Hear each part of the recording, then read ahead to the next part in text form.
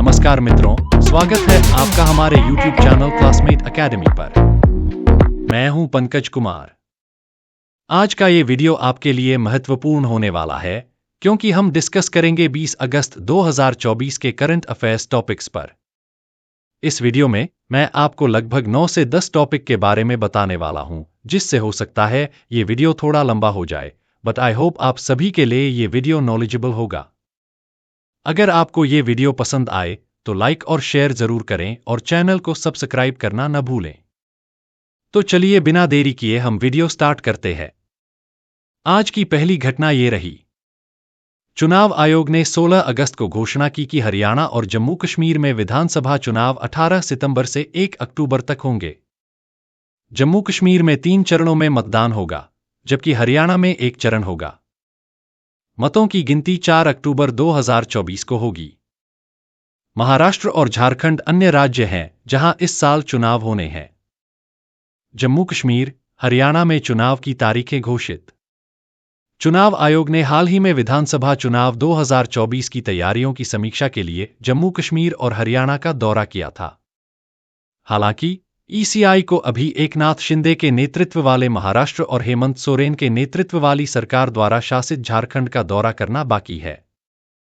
चुनाव आयोग ने 16 अगस्त को कहा कि जम्मू कश्मीर की 90 सीटों के लिए विधानसभा चुनाव 3 चरणों में होंगे, 18 सितंबर, 1925 सितंबर और 1 अक्टूबर। सीईसी राजीव कुमार ने बताया कि जम्मू कश्मीर में कुल 90 विधानसभा क्षेत्र हैं, जिनमें से 74 सामान्य, एससी 7 और एसटी 9 हैं। उन्होंने कहा, जम्मू कश्मीर में कुल 87.09 लाख मतदाता होंगे, जिनमें से 44.46 लाख पुरुष, 42.62 लाख महिलाएं, 3.71 लाख पहली बार मतदाता और 20.7 लाख युवा मतदाता हैं। अमरनाथ यात्रा 19 अगस्त को समाप्त होगी और अंतिम मतदाता सूची भी 20 अगस्त को प्रकाशित की जाएगी। हरियाणा में विधानसभा चुनाव 1 अक्टूबर को 1 चरण में होंगे। दोनों चुनावों के नतीजे 4 अक्टूबर को घोषित किए जाएंगे। हरियाणा और जम्मू कश्मीर विधानसभाओं में 90 से 90 सीटें हैं। महाराष्ट्र और झारखंड में विधानसभा चुनाव बाद में होंगे। हरियाणा और महाराष्ट्र की विधानसभाओं का कार्यकाल नवंबर में समाप्त हो रहा है। आमतौर पर दोनों चुनाव एक साथ होते हैं। झारखंड की विधानसभा का कार्यकाल जनवरी 2025 में समाप्त हो रहा है। जम्मू कश्मीर विधानसभा के चुनाव भी सुप्रीम कोर्ट द्वारा केंद्र शासित प्रदेश में चुनाव कराने की समय सीमा 30 सितंबर 2024 तय किए जाने के बाद होने हैं। पीपुल्स डेमोक्रेटिक पार्टी की महबूबा मुफ्ती के नेतृत्व वाली गठबंधन सरकार के पतन के बाद उसके गठबंधन सहयोगी भारतीय जनता पार्टी भाजपा के समर्थन वापस लेने के बाद जम्मू और कश्मीर 19 जून 2018 से केंद्रीय शासन के अधीन है। आज की दूसरी घटना ये रही। जापान के प्रधानमंत्री फुमियो किशिदा ने 14 अगस्त को घोषणा की कि वह अगले महीने पद से हट जाएंगे और सत्तारूढ़ लिबरल डेमोक्रेटिक पार्टी एलडीपी के नए प्रमुख का चुनाव करने के लिए होने वाले मतदान में भाग नहीं लेंगे। किशिदा के लिए यह कार्यकाल बहुत मुश्किल रहा है। उनकी सरकार घोटालों से घिरी रही है और उनकी 20% अनुमोदन रेटिंग जनता के विश्वास में विनाशकारी गिरावट का संकेत देती है। फुमियो किशिदा हिरोशिमा से हैं और प्रधानमंत्री, जो उस शहर के परमाणु हमले में नष्ट होने के 12 साल बाद पैदा हुए थे, ने बमबारी में अपने परिवार के कई सदस्यों को खो दिया था। वह हमेशा परमाणु अप्रसार और निरस्त्रीकरण का समर्थन करते रहे हैं। वह एक राजनीतिक परिवार से हैं और उनके पिता और दादा दोनों जापान की संसद डाइट के निचले सदन प्रतिनिधि सभा में सेवा कर चुके हैं। प्रधानमंत्री ने एक प्रेस कॉन्फ्रेंस में कहा कि राजनीति जनता के विश्वास के बिना नहीं चल सकती। यह संदर्भ पिछले साल सामने आए एक काले धन घोटाले का है, जिसने सरकार की छवि को बुरी तरह से धूमिल किया है। निक्केई पोल ने जुलाई तक लगातार 8 महीनों के लिए सरकार की अनुमोदन रेटिंग को केवल 20% पर अनुमानित किया है, जो किशिदा को 2021 के अंत में पदभार संभालने के समय मिली 60% रेटिंग से काफी कम है। किशिदा ने कहा, जनता को नई, बदली हुई एलडीपी दिखाना जरूरी है। यह दिखाने की दिशा में सबसे स्पष्ट पहला कदम की पार्टी बदलेगी। मेरे लिए एक कदम पीछे हटना है। सार्वजनिक प्रसारक NHK के अनुसार पूर्व रक्षा मंत्री शिगेरू इशिबा ने पहले ही किशिदा के संभावित प्रतिस्थापन के लिए अपनी दावेदारी पेश कर दी है और कहा है कि यदि उन्हें पर्याप्त समर्थन मिला तो वह अपना कर्तव्य पूरा करना चाहेंगे। संभावित दावेदारों में विदेश मंत्री योको कामिकावा, डिजिटल मंत्री तारो कोनो और पूर्व पर्यावरण मंत्री शिंजिरो कोइजुमी शामिल हैं। विशेषज्ञों का कहना है कि अगर LDP को 2025 की तीसरी तिमाही में होने वाले आम चुनाव में बने रहना है तो उसे घोटालों से अलग एक नया चेहरा चुनना होगा। आज की तीसरी घटना ये रही। केंद्रीय मंत्रिमंडल ने पश्चिम बंगाल और बिहार में महत्वपूर्ण हवाई अड्डा बुनियादी ढांचा परियोजनाओं को हरी झंडी दे दी है, जिन पर लगभग 2,962 करोड़ रुपए का निवेश होगा। इन विकासों से हवाई यात्रा सुविधाएं बढ़ेंगी और इन क्षेत्रों में यात्रियों की बढ़ती मांग पूरी होगी। कैबिनेट ने पटना के बिहटा में भारतीय वायुसेना IAF बेस पर 1,413 करोड़ रुपए की अनुमानित लागत से दूसरे हवाई अड्डे के निर्माण को मंजूरी दी है। यह नया सिविल एन्क्लेव मौजूदा पटना हवाई अड्डे पर क्षमता की कमी को कम करने में मदद करेगा। 66,000 वर्ग मीटर में फैले नए टर्मिनल की अधिकतम क्षमता 3,000 यात्रियों को प्रति घंटे संभालने की होगी और इसमें 2 लिंक टैक्सीवे और 10 पार्किंग बे के साथ एक एप्रन शामिल होगा। बिहटा परियोजना को जरूरत पड़ने पर सालाना 1 करोड़ यात्रियों को समायोजित करने के लिए डिजाइन किया गया है। पश्चिम बंगाल में बागडोगरा हवाई अड्डे पर 1,549 करोड़ रुपए की लागत से एक नया टर्मिनल भवन बनाया जाएगा। यह विस्तार सिक्किम के लोकप्रिय पर्यटन स्थलों के निकट होने के कारण हवाई अड्डे की लगभग पूरी क्षमता को पूरा करेगा। 70,390 वर्ग मीटर में फैला नया टर्मिनल प्रति घंटे 3,000 यात्रियों को संभालेगा और सालाना 10 मिलियन यात्रियों को सेवा प्रदान करेगा। इस परियोजना में 10 A321 प्रकार के विमानों के लिए एक एप्रन, 2 टैक्सीवे और बहुस्तरीय पार्किंग सुविधाएं शामिल होंगी। प्रधानमंत्री नरेंद्र मोदी की अध्यक्षता वाली आर्थिक मामलों की कैबिनेट समिति द्वारा स्वीकृत ये परियोजनाएं क्षेत्रीय हवाई यात्रा बुनियादी ढांचे को बढ़ावा देने के लिए चल रहे प्रयासों का हिस्सा हैं। पटना और बागडोगरा में विस्तार का उद्देश्य दक्षता और यात्री अनुभव में सुधार करना है, जिससे इन हवाई अड्डों को अपने अपने क्षेत्रों में प्रमुख केंद्रों के रूप में स्थापित किया जा सके। आज की चौथी घटना ये रही। लोकसभा अध्यक्ष ने 17 अगस्त को 6 नई संसदीय समितियों के घटकों के नाम घोषित किए, जिनमें सरकारी व्यय की जांच करने वाली लोक लेखा समिति PSC भी शामिल है। मध्य प्रदेश के सतना से भाजपा सांसद गणेश सिंह को अन्य पिछड़ा वर्ग कल्याण समिति का अध्यक्ष नियुक्त किया गया है। 2024 से 25 के लिए 6 नई संसदीय समितियां। लोक लेखा समिति, सार्वजनिक उपक्रमों पर समिति, अनुमानों पर समिति, अनुसूचित जातियों और अनुसूचित जनजातियों के कल्याण पर समिति, अन्य पिछड़े वर्गों के कल्याण पर समिति, लाभ के पद पर संयुक्त समिति। समिति की स्थापना पहली बार 2012 में की गई थी और इसके कार्यों में राष्ट्रीय पिछड़ा वर्ग आयोग की रिपोर्टों पर विचार करना और OBC के लिए कल्याणकारी उपायों की समीक्षा करना शामिल है। मंडला निर्वाचन क्षेत्र से भाजपा लोकसभा सांसद डॉक्टर फग्गन सिंह कुलस्ते को अनुसूचित जाति और अनुसूचित जनजाति के कल्याण संबंधी समिति का अध्यक्ष नियुक्त किया गया है। इसी तरह ओडिशा के केंद्रपाड़ा से भाजपा लोकसभा सांसद बैजयंत पांडा को सार्वजनिक उपक्रम संबंधी समिति का अध्यक्ष नियुक्त किया गया है। सार्वजनिक उपक्रम समिति संसद की एक वित्तीय स्थायी समिति है। यह सार्वजनिक क्षेत्र के उपक्रमों PSU की रिपोर्ट और खातों की जांच करती है। इसका कार्य सार्वजनिक उपक्रमों के प्रदर्शन की समीक्षा करना और अर्थव्यवस्था और आम नागरिकों के जीवन पर PSU के प्रभाव का आकलन करना है। वरिष्ठ कांग्रेस सांसद KC वेणुगोपाल को सार्वजनिक लेखा समिति का अध्यक्ष नियुक्त किया गया है। PSC सरकार के रेलवे, रक्षा सेवाओं, PNDT विभाग और अन्य नागरिक मंत्रालयों के विनियोग खातों की जांच करती है। वे इन खातों पर CAG रिपोर्ट की भी समीक्षा करते हैं। भाजपा सांसद डॉक्टर संजय जायसवाल को अनुमान समिति का अध्यक्ष नियुक्त किया गया है। समिति प्रत्येक प्रशासनिक विभाग के बजट अनुमानों की जांच करती है। यह दक्षता और प्रशासनिक सुधार को बेहतर बनाने के तरीके भी सुझाती है। आज की पांचवी घटना ये रही। सरकार ने 14 अगस्त को प्रवर्तन निदेशालय के कार्यकारी प्रमुख राहुल नवीन को 2 साल के लिए धन शोधन निरोधक एजेंसी का पूर्णकालिक निदेशक नियुक्त किया। मंत्रिमंडल की नियुक्ति समिति ने 14 अगस्त को जारी एक बयान में प्रवर्तन निदेशालय में नए प्रवर्तन निदेशक के रूप में उनकी नियुक्ति की पुष्टि की।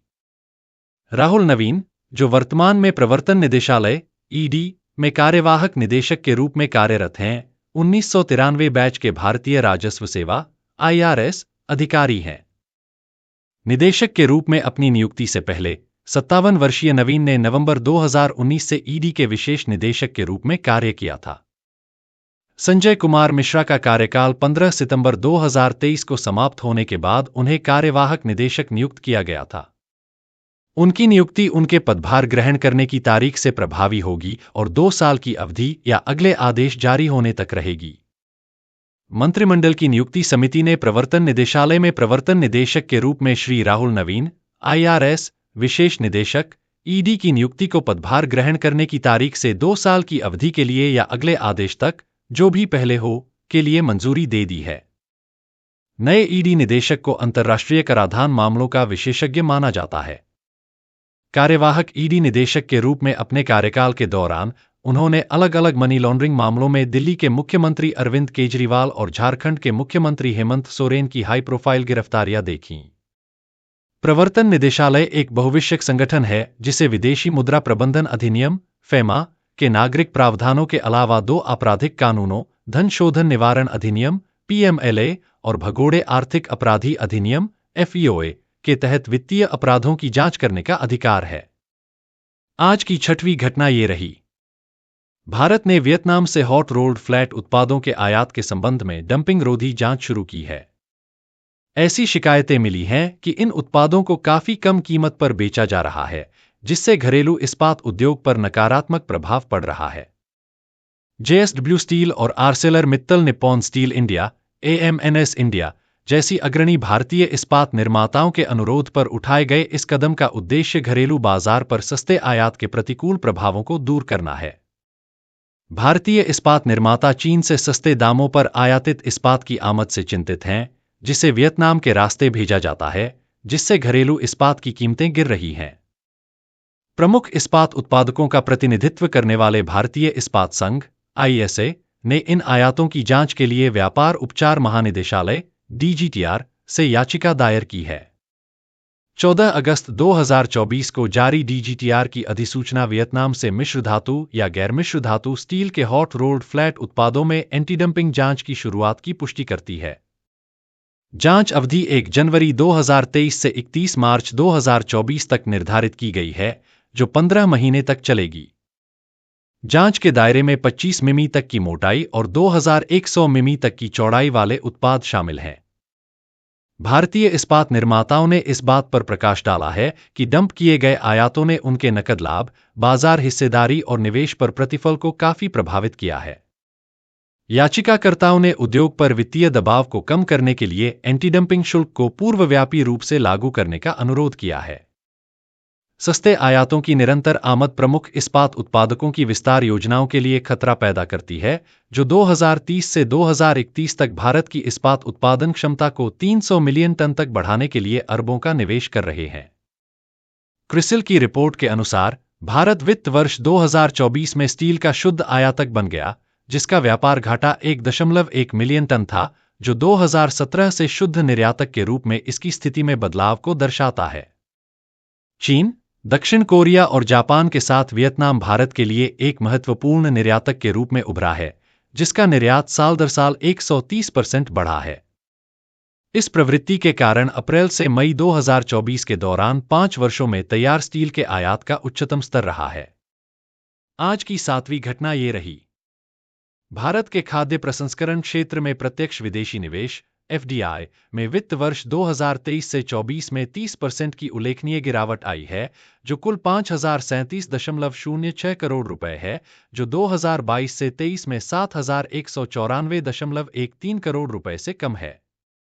यह गिरावट हाल के वर्षों में FDI स्तरों में उतार चढ़ाव की एक श्रृंखला के बाद आई है, जिसमें पिछले आंकड़े 2021 से 22 में 5290.27 करोड़ रुपए, 2020 से 21 में 2934.12 करोड़ रुपए और पिछले वर्षों में अधिक मात्रा में शामिल हैं। ऐतिहासिक FDI रुझान 2019 से 20 6,414.67 करोड़ रुपए। 2018 से 19 4,430.44 करोड़ रुपए।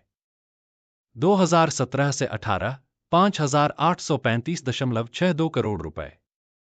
2016 से 17 4,865.85 करोड़ रुपए। 2015 से 16 3,312 करोड़ रुपए। निवेश को बढ़ावा देने के लिए सरकारी उपाय।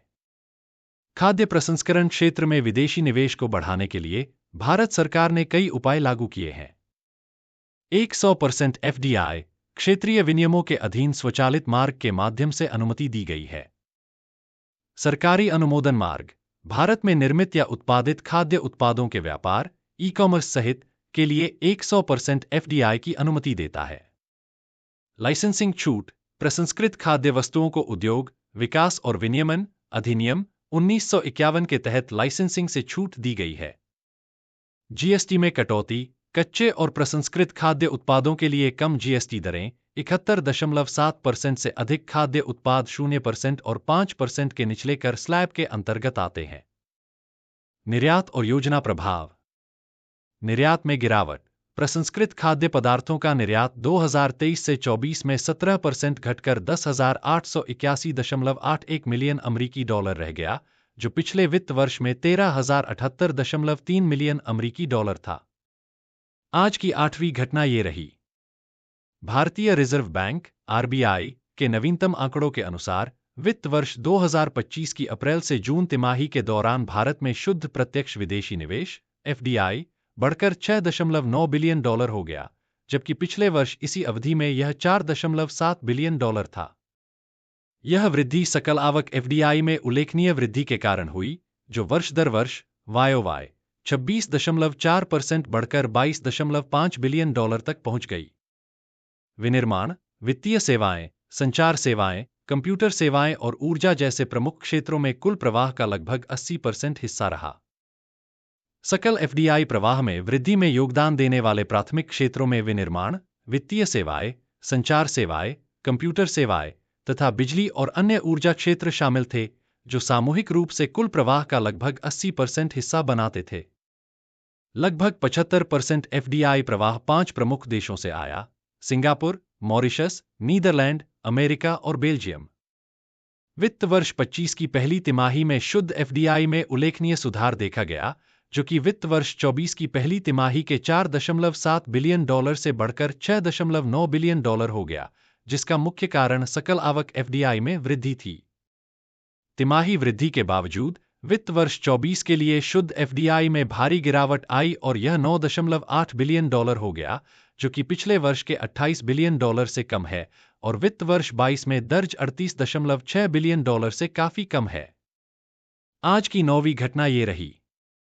सरकार को राइजिंग राजस्थान निवेशक सम्मेलन 2024 की तारीखों की घोषणा के 2 सप्ताह के भीतर ही 5.21 लाख करोड़ रुपए, लगभग 62 अरब डॉलर से अधिक के निवेश प्रस्ताव प्राप्त हुए हैं। आधिकारिक बयान के अनुसार निवेश संवर्धन ब्यूरो BIP को ये प्रस्ताव देश और विदेश के कॉरपोरेट जगत की प्रमुख बड़ी कंपनियों से प्राप्त हुए हैं। BIP इस इन्वेस्टमेंट समिट का नोडल विभाग है। इन औद्योगिक परियोजनाओं से तकरीबन 1.55 लाख लोगों को प्रत्यक्ष रूप से रोजगार मिलने का अनुमान है। बयान के अनुसार राज्य सरकार को मिले 5.21 लाख करोड़ रुपए के ये निवेश प्रस्ताव राजस्थान की वर्तमान अर्थव्यवस्था के 33% से भी अधिक है। राजस्थान की अर्थव्यवस्था 2023 से 24 में 15.28 लाख करोड़ रुपए प्रचलित मूल्यों पर अनुमानित है। राइजिंग राजस्थान निवेशक सम्मेलन 2024 का आयोजन राजस्थान सरकार इस साल 9, 10 और 11 दिसंबर को राजधानी जयपुर में करेगी। इस 3 दिवसीय शिखर सम्मेलन का उद्देश्य देश विदेश की बड़ी छोटी कंपनियों, अंतर्राष्ट्रीय संस्थाओं और निवेशकों को राज्य में आकर काम करने के लिए आकर्षित करना, प्रदेश में विभिन्न तरह के उद्योग धंधे लगाने में मदद करना है। राज्य सरकार जल्द ही राष्ट्रीय और वैश्विक उद्योगपतियों, कॉरपोरेट्स, अंतर्राष्ट्रीय संस्थानों आदि से मिलने और उन्हें राज्य में निवेश के लिए आमंत्रित करने के लिए घरेलू और अंतर्राष्ट्रीय रोड शो आयोजित करेगी। आज की 10वीं घटना ये रही। चीन ने 5 स्थानों पर 11 नए परमाणु रिएक्टरों के निर्माण को मंजूरी दे दी है, जिसमें कुल निवेश लगभग 220 बिलियन युआन $31 बिलियन है। यह परमिट की रिकॉर्ड संख्या है क्योंकि सरकार कार्बन उत्सर्जन को कम करने के लिए परमाणु ऊर्जा पर अपनी निर्भरता बढ़ा रही है। स्टेट काउंसिल की मंजूरी में जियांगसू, शांदोंग, ग्वांगडोंग, झेजियांग और गुआंगशी में रिएक्टर शामिल हैं। निर्माण में लगभग 5 साल लगने की उम्मीद है। चीन, जो पहले से ही परमाणु रिएक्टर निर्माण में विश्व स्तर पर अग्रणी है, अगले 3 से 5 वर्षों के लिए सालाना लगभग 10 नए रिएक्टरों को मंजूरी देने की योजना बना रहा है। वर्तमान में 56 रिएक्टरों के संचालन के साथ परमाणु ऊर्जा अब देश की कुल बिजली मांग का लगभग 5% है। 2030 तक चीन को दुनिया के सबसे बड़े परमाणु ऊर्जा जनरेटर के रूप में फ्रांस और अमेरिका से आगे निकलने का अनुमान है। चीन General Nuclear Power Corp (CGN), China National Nuclear Corp (CNNC) और स्टेट पावर इन्वेस्टमेंट कॉर्प जैसी सरकारी स्वामित्व वाली संस्थाएं इन नई परियोजनाओं में मुख्य खिलाड़ी हैं।